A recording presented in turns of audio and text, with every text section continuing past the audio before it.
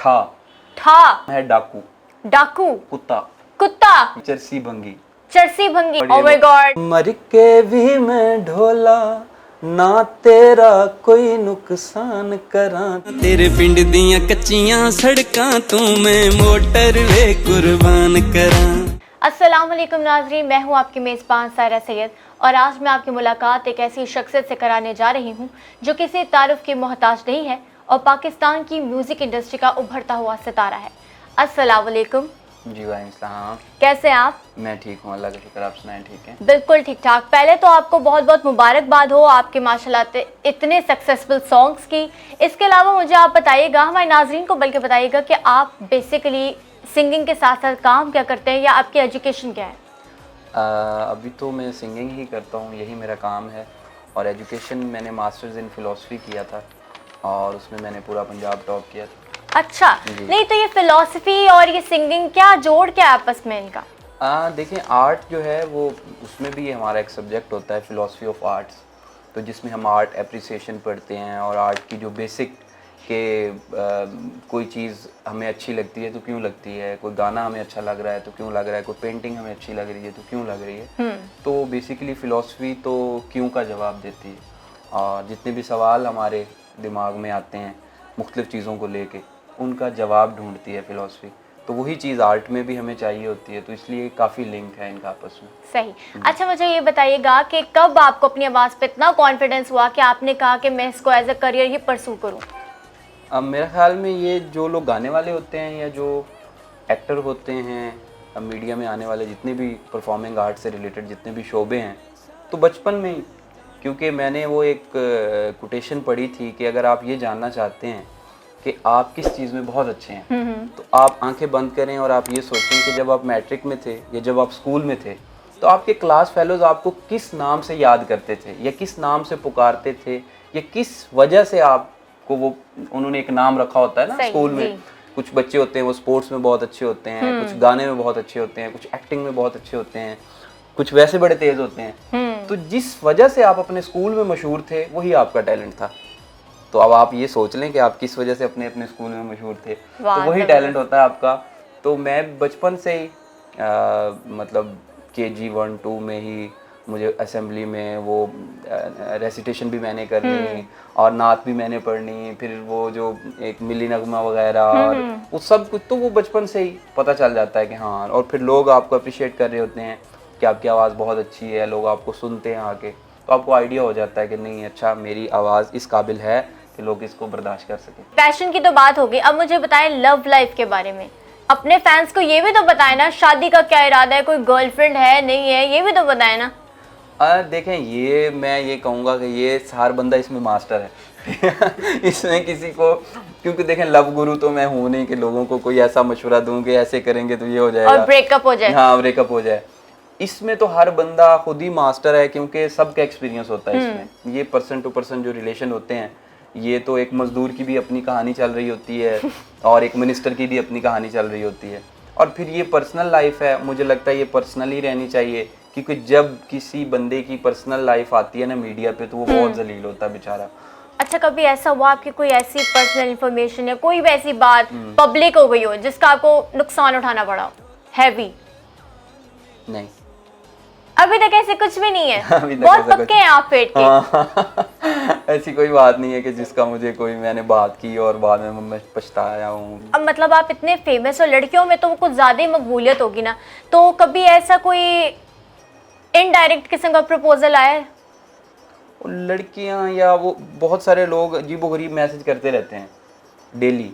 पहले तो मैं यकीन ही नहीं करता उन मैसेजेस पे, क्योंकि देखें वो मुझे लगता है कि कंडीशन होती है हर बंदे की, पता नहीं वो अगला बंदा किस कंडीशन में बैठा हो और क्यों आपको मैसेज करी जा रहा है। लोगों के बड़े मेंटल इश्यूज होते हैं, तो मैं उसको बोदर ही नहीं करता, ना खुश होता हूँ पढ़ के।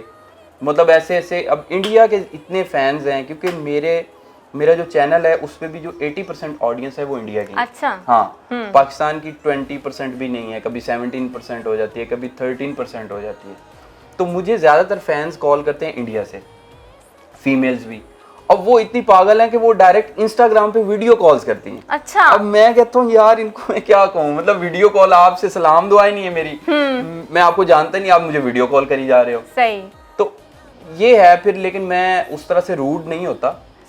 मैं उनको लिख देता हूँ मैं बिज़ी हूँ, या मैं मतलब बात नहीं करता, ऐसा कुछ प्लान करता हूँ कि उनको फील भी ना हो और मेरी बात भी ना हो उनसे। और वो इंतजार में लंबे रहती है। हाँ वो रहें, फिर वो तो डेली होता है। लेकिन ये है कि मैं जब रिप्लाई करता हूँ अक्सर लोगों को मैं कर देता हूँ, तो वो फिर स्टेटस लगाते हैं इंस्टाग्राम पे कि इन्होंने रिप्लाई किया मुझे और ये इन्होंने हमें रिप्लाई किया, ये वो, my God, oh my God, made my day, और ये वो सारा। हाँ, तो पाकिस्तान से मुझे उस तरह का रिस्पांस नहीं आता जिस तरह का इंडिया से आता तो आपका कोई गाना आने वाला है, कोई नई एल्बम रिलीज होने वाली हो? है। जी, मेरी एक नई एल्बम रिलीज होने वाली है, और वो मुझे लगता है कि पाकिस्तान में उस तरह का एल्बम किसी ने भी नहीं किया। जैसे मैंने फंक फोक किया, तो मैंने अपने ही बेडरूम के अंदर एक पूरा सीजन लॉन्च किया, जो कि इतना वायरल हुआ कि शायद कोक स्टूडियो के इस सीज़न का कोई गाना उतना वायरल नहीं हुआ जितने मेरे गाने वायरल हुए हैं। मुल्तान, मोटरवे, वो टिकटॉक पे भी ट्रेंडिंग में रहे, और इवन ट्विटर पे ट्रेंडिंग में रहे। और जब भी कोई किसी पार्टी का जलसा होता है मुल्तान में, तो वो वही गाना लगा देते हैं। अच्छा, यहाँ मैं एक सवाल पूछूंगी, ये मुल्तान ही क्यों? लाहौर, फैसलाबाद, सियालकोट क्यों नहीं, मुल्तान ही क्यों? वो तब इसलिए था कि हर शहर पे गाने बन रहे थे, लेकिन मुल्तान को कोई लिफ्ट नहीं करा रहा अच्छा। था। हाँ, तो हमने कहा मुल्तान के लिए गाना बनाए। अब जिसको कोई लिफ्ट ना करा रहा उसको आप लिफ्ट कराएं, तो फिर वो जो एप्रिसिएशन वहाँ से आती है। तो फिर मुल्तान वालों ने उसको बहुत ऑन किया उस गाने को। खबरें मिलती हैं कि डिफरेंट प्रोड्यूसर्स के पास बैठ के कहते हैं यार इस तरह गाना बना दो, जैसे मोटरवे था, जैसे मुल्तान मोटरवे। था। तो मुझे बड़ी खुशी हुई कि एक गाना तो मैं लिखता भी खुद हूँ, सही। हाँ, कंपोज भी खुद करता हूँ। तो मुझे बड़ी खुशी हुई कि मैंने वो गाने खुद लिखे, खुद कंपोज किए, और लोगों को इतने पसंद आए। तो इसी तरह का एक एल्बम और आ रहा है मेरा, उसमें 5 सॉन्ग्स हैं और सारे ही डिफरेंट हैं। और ये रिलीज कब होगा? ये रिलीज़ होगा, अभी ऑडियो उसके कंप्लीट हो रहे हैं, और आफ्टर ईद ये रिलीज़ होगा। वो फिर जो बेस्ट टाइमिंग मुझे लगेगी मार्केटिंग पॉइंट ऑफ व्यू से, फिर मैं उसको रिलीज़ करूँगा। कभी ऐसा तो नहीं और लोगों की शक्लों में सितार, पियानो, गिटार इस तरह से दिख रहा हो आपको? नहीं, इतना नहीं, वो तो फिर क्रेजी इतना क्रेजी नहीं हूँ मैं। लोगों की शक्लें मुझे वैसी ही नज़र आती हैं जैसी नज़र आनी चाहिए। अच्छा। हाँ, लेकिन ये है कि अपनी चीज़ों में गुम रहता हूँ मैं, अपने काम। मतलब कभी ऐसा हुआ हो कि कभी किसी दोस्त की कॉल आई हो तो आपने बात करने के बजाय उसे गाने सुना दिया हो? हाँ, ये तो मेरी एक आदत थी। जो मेरे बहुत क्लोज फ्रेंड्स हैं ना, वो जब भी मुझे कॉल करते हैं तो मैं गाना सुनाता हूँ, तो वो खुश हो जाते हैं। तो मैं कहता हूँ यार बेचारे पता नहीं किस परेशानी में होंगे, किस टेंशन में होंगे। तो जब वो मुझे कॉल करते हैं तो उनको भी उम्मीद होती है कि आगे से गाना सुनाएगा, तो वो मैं खुद ही सुना देता हूँ। मतलब उनकी कॉलर ट्यून आप ही बने हुए? हाँ, कॉलर ट्यून। एक तो मैंने अपनी कॉलर ट्यून पे अपना ही गाना लगाया हुआ है, तो पहले अच्छा। वो कॉल करते ही मेरी आवाज़ सुन लेते हैं, फिर लाइव भी सुन लेते हैं। ईद के बाद आपका एल्बम रिलीज होने, क्या नाम है उस एल्बम का? एल्बम का नाम तो बड़ा क्रिएटिव सा है, और मैं चाह रहा हूँ कि वो तभी आए जब मैं पहला पोस्टर उसका अपलोड करूँ। लेकिन उसमें जो सॉन्ग्स हैं उनके नाम मैं बता देता हूँ। जरूर। वैसे मैंने अभी तक किसी को नहीं बताया लेकिन आप लोगों को बता देता हूँ। ठीक है। उसका जो पहला सॉन्ग है उसका नाम है ठा। ठा? हाँ, ठा। गोली वाली ठा? हाँ, गोली वाली ठा। गोली वाली ठा बेसिकली पाकिस्तान की इकोनॉमी पे है। सही। अच्छा, जो सेकंड सॉन्ग है उसका नाम है डाकू। डाकू? डाकू। वाह। और जो थर्ड सॉन्ग है उसका नाम है कुत्ता। कुत्ता? यस। मतलब किसी ने गाना सुना कोई किसी को कह भी दे तो फर्क नहीं पड़ेगा? नहीं, ये फर्क नहीं पड़ेगा। अच्छा, और जो फोर्थ सॉन्ग है उसका नाम है चरसी भंगी। चरसी भंगी, ये तो हम आपस में एक दूसरे को कह रहे होते हैं। हाँ, ऐसे ही है। तो इस तरह के सॉन्ग्स हैं बेसिकली। वो उसमें कुछ पॉलिटिकल थॉट्स हैं और कुछ हमारी सिस्टम और सोसाइटी के ऊपर एक उस तरह के लिरिक्स हैं उसके, बड़े कैची से। तो मैंने कोशिश की है कि मैं अपने एल्बम के थ्रू पाकिस्तान के पूरे हालात बयान करूं। हाँ, सुरीले अंदाज में, ताकि लोगों को बुरा भी ना लगे और समझ भी आ जाए। इतना फेम मिला है माशाल्लाह, तो क्रिटिसिज्म भी रज के मिला होगा, चाहे फैमिली फ्रेंड से या फिर बाहर के लोगों से, आवाम से। तो फिर उसको कैसे डील करते, कैसे फेस करते उसको? अब मुझे लगता है मैं इस मामले में बड़ा लकी हूँ कि क्योंकि मैं एक प्रोसेस के थ्रू आया हूँ और मेहनत करके आया हूँ, तो मुझे उस तरह से क्रिटिसाइज नहीं किया गया। अच्छा। जिस तरह इवन हमारे बड़े बड़े सिंगर्स, इवन आतिफ असलम या शाहरुख खान, ये लोग जब इंडस्ट्री में आए थे तो लोगों ने तबाही मचा दी थी। लेकिन मुझे ऐसा कभी नहीं हुआ कि कोई कमेंट पढ़ के ऐसा हुआ कि मैंने कहा ओ माय गॉड, ये इसने क्या लिख दिया मेरे बारे में, इतना नेगेटिव। तो आप ये देखें कि मेरे गाने जो हैं, अब रुसिया ना कर, 200 मिलियन क्रॉस कर गया होगा। लेकिन डेली कोई ऐसा कमेंट पढ़ता हूँ मैं कि वो और मोटिवेट हो जाता हूँ। अच्छा, माशाल्लाह। तो कोई नेगेटिव 20,000 और पता नहीं 40,000 50,000 कमेंट्स मैंने पढ़े हैं गाने पे, तो उसमें होता है ना कि कुछ तो नेगेटिव होते हैं।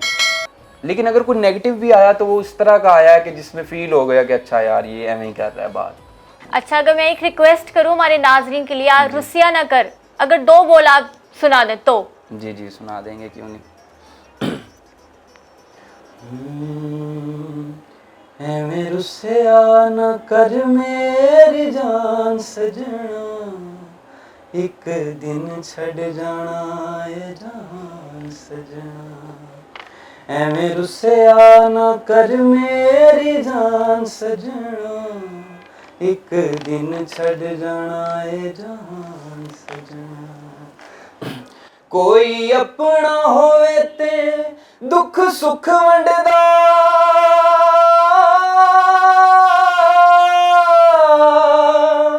कोई अपना होवे ते दुख सुख वंडदा, किसे गैर उत्ते करिए की मान सजना, कदी साडा भी ते बन मेहमान सजना, एक दिन छड़ जाना ए जान सजना। बहुत जबरदस्त, बहुत, क्या आवाज में जादू है आपकी, माशाल्लाह। अच्छा मुझे बताइए, सिंगिंग तो आपका पैशन है, जुनून है, तो इसके अलावा हॉबीज क्या हैं आपकी? इसके अलावा हॉबीज़ आजकल यही है कि बस उठता हूँ, किसी नए गाने के बारे में सोचता हूँ और कुछ नए नए आइडियाज़ बनाता हूँ, फिर पहले ऑडियो कंप्लीट करता हूँ, फिर उसका स्टोरी बोर्ड बनाता हूँ, फिर वीडियो कंप्लीट करता हूँ, फिर रिलीजिंग पे लग जाता हूँ कि अब इसको कैसे वायरल करना है मार्केट के अंदर। तो यही हॉबीज़ हैं। 24 आवर्स मैं सिर्फ सिंगिंग के बारे में सोचता हूँ, अपने काम के बारे में सोचता हूँ। और मुझे लगता है कि ये एक ऐसा टाइम था कि जब मैं सोचता था कि यार कोई ऐसा टाइम भी आएगा कि जब मैं सिर्फ सिंगिंग के बारे में, मतलब जो आपका पैशन होता है अगर आपको वो मिल जाए तो इससे बड़ी बात तो कोई नहीं है कि आप 24 आवर्स उसी चीज़ के बारे में सोच रहे हैं और वही कर रहे हैं। तो फिर मैं उसी में ही पूरा दिन पूरी रात, आप भी वैसे ही आते हैं। अच्छा। हाँ बस ये, तो इसके अलावा कोई हॉबी नहीं। इतने मिलियन व्यूज आए आपकी वीडियोस पे, आपके सॉन्ग्स इतने लोगों ने पसंद किए, तो क्या फील होता है कि इतने मतलब पॉपुलैरिटी जिसका कभी शायद आपने सोचा भी ना हो?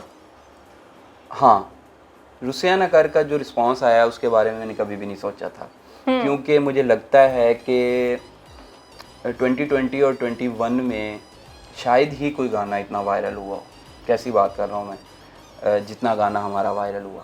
उसकी वजह ये है कि ये टिकटॉक पे पाकिस्तान में भी ट्रेंडिंग में रहा और इंडिया में भी एक दिन के अंदर 1.2 मिलियन टिकटॉक वीडियोस बनी थी इंडिया में। वाह।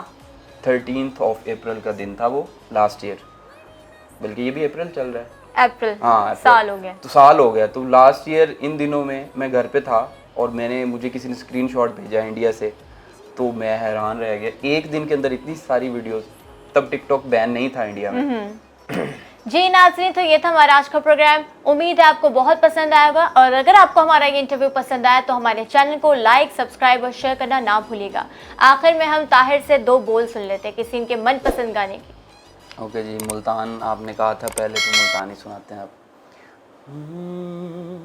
मरी ना सवात ना कागान मिल सो, जिंदे रहते ढोला मुल्तान मिल सो, जिंदे रहते ढोला मुल्तान मिल सो।